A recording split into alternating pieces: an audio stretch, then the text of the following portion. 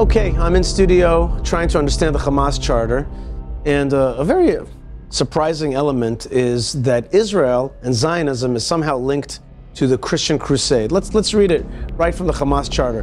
The Christian crusade, conquest is evil, stops at nothing. It makes use of every despicable means to achieve its end. Its infiltration operations rely on secret organizations like the Freemasons, Rotary Club, and Lion Club, and similar groups. All of those organizations, covert and overt, act for the good and are directed by Zionism. They aim to collapse society, undermine values, destroy the security of life and property, create moral degeneration, and the annihilation of Islam. So Zionism is seen as some kind of continuation of the Crusades that were like almost a little less than 1,000 years ago.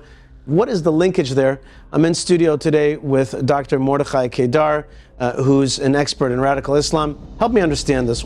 I never thought of myself as a crusader. How come they see me that way? Well, first of all, in the Middle East, history plays a very important role, especially in the message, in the rhetoric. The Crusades of the thousands of years ago are depicted or described as a Western invasion of the Middle East in order to destroy Islam. Yet, after 200 years with Salah ad-Din, they succeeded, means Islam succeeded to defeat them and to kick them out.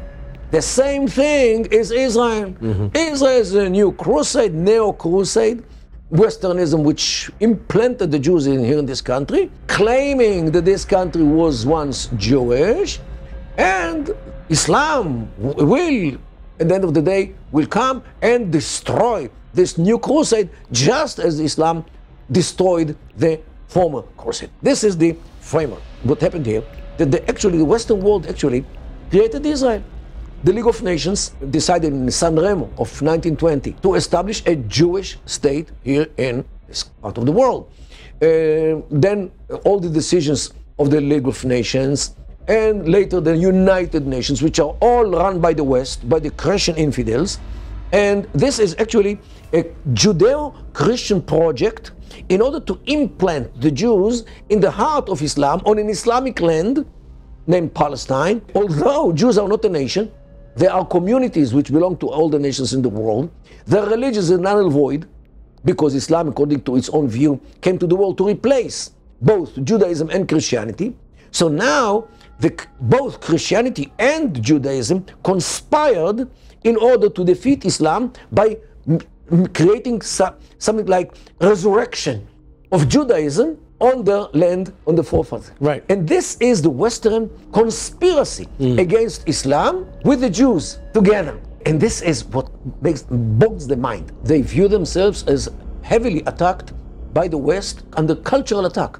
You know, all the changes in gender issues and family issues and sexual issues, and what they say, what they see in the media day and night.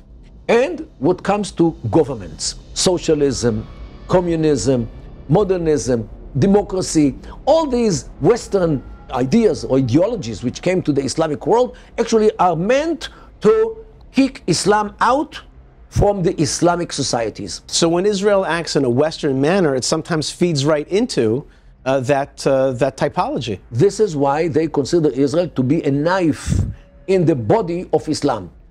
Because it was stuck into the Islamic world here in the Middle East, and brings all the ideas, this glamorous ideas of democracy, human rights, equation, and equality. But what is the danger? What is the danger for America? What is the danger for the West? Does that mean that they could face an October 7th or September 11th? September 11th, of course. Look, if it was so successful in September 11th, why shouldn't it be again? Right.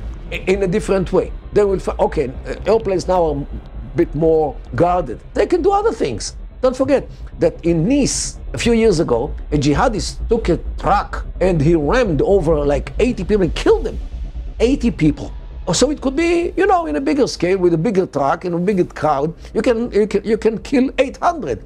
The imagination is not big enough and wide enough to cover all the options which they can use in order to defeat the West in its own home. So Hamas understands that Israel is the tip of the Western spear, and therefore it's a knife in Islam's back. It's got to be destroyed, and the West is next the target. And once Israel will be defeated, the next target will be in Europe, and the Atlantic Ocean is not wide enough to keep America away from this danger. Mordechai Kedar on the dangers that we all face from Hamas. We saw it here in Israel.